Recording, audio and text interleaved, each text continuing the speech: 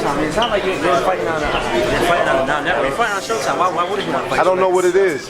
BJ Saunders doesn't consider me a true middleweight champion, and he says I'm a paper champion. But one thing he has to respect is that I'm a key player in this middleweight division. No matter what you say, yeah, paper champion, regular, whatever you say, it's inevitable to believe that I'm not a key player in this game. So it's no way for you to go right now than Daniel Jacobs if you're not trying to fight Triple G. You see what I'm saying? So we're just waiting. Thank you, Jay, man. Thank you. A couple months. Thank you, guys. Can I ask you a few questions? Yeah. I'm late to the party. What was your initial reaction? 115, 113 tournament? 115, 113. I would say 114. You know, because it was a tight fight. Even if it was a draw, I wouldn't have been happy because I like both guys. I want both guys to be satisfied, and I want guys to be happy. But in the same sense, if Keith Thurman won in a close fight, I can't argue that. He earned that. You know what I mean? So it would discredit him to say I don't agree. All right, now I got to ask you what the fans want to hear from you. What was your initial reaction to Canelo Smith? Canelo who? Canelo Smith. Who's Smith? Is that Canelo opponent? It's official. So I don't know anything about that. You're telling me right now, meaning he's fighting somebody that I've never heard of. In the middleweight or junior middleweight division? Junior middleweight. Right, so stay there. If you're in the junior middleweight division, I have nothing to say about you. But if you come up to the middleweight division, ask me a question, I might answer it.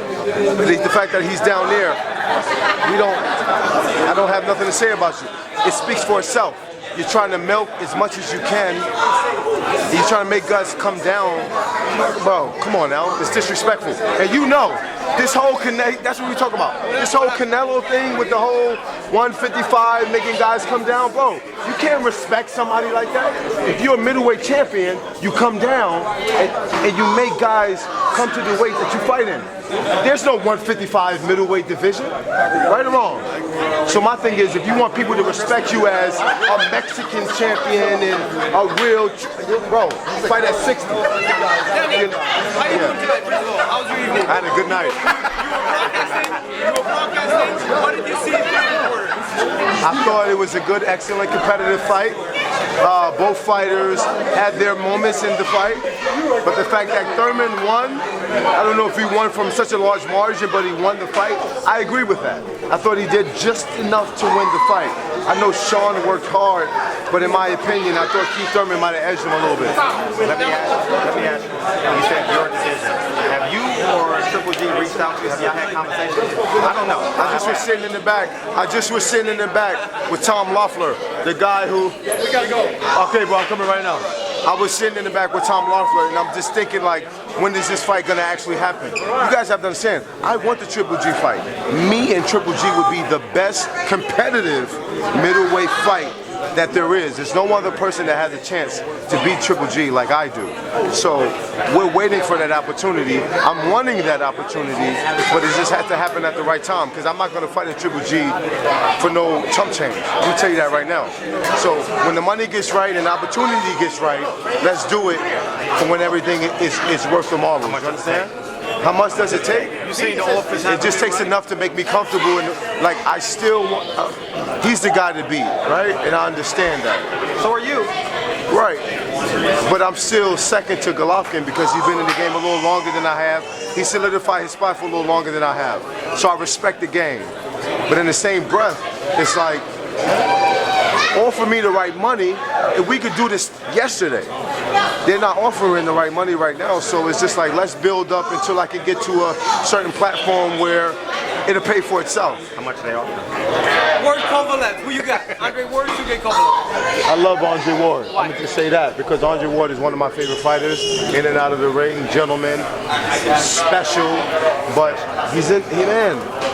If he can beat or if he can uphold to Kovalev and step up to the plate, we'll really see something special because he's like the whole spectrum, all the stats are against him. So if he can step up to the plate, Andre Ward, my man, if he can win this fight, he'll be one of the greatest in our generation. Adrian Broner, Manny Last question, because Adrian Broner, Manny Pacquiao. There's a big talk yesterday. Are they really fighting? Yes, they're working on it. I don't know if it's going to happen, but they're talking. That's going to be a good fight. It's going to be like, you know, it's going to be a lot of controversy and like, it's going to be a big fight. I'm proud to be Jim Brunner. Many speed. You see the power.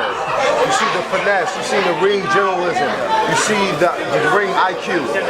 I'm the only person in the middleweight division that can beat Triple G. But this is what I'm saying here. Offer me the right type of money and no chump change. Like, you have to understand, we're fighting for our lives inside that ring. You mean to tell me I'm going to step inside the ring against one of the world's baddest men, one of the most competitive fights for chump change? No.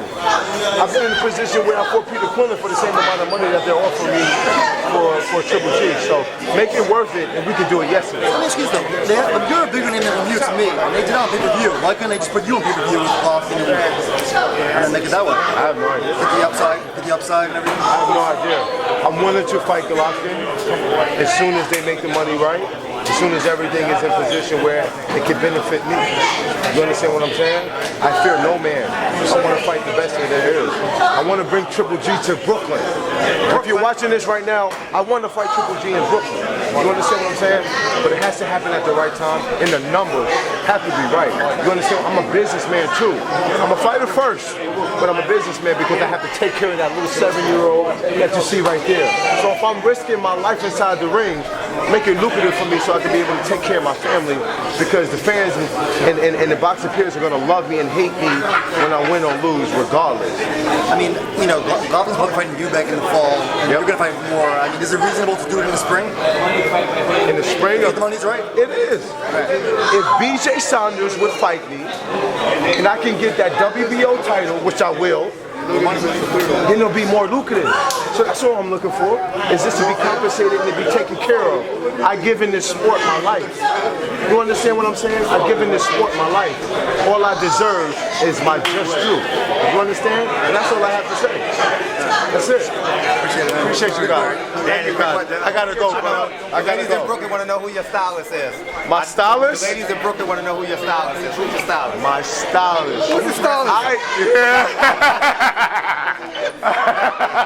So my stylist, I'm my stylist, but you know, obviously I have good influences. Right, I have good influences, but the Brooklyn is my stylist. Brooklyn have so much good positive energy and good positive culture where I can learn from. I appreciate you, Danny.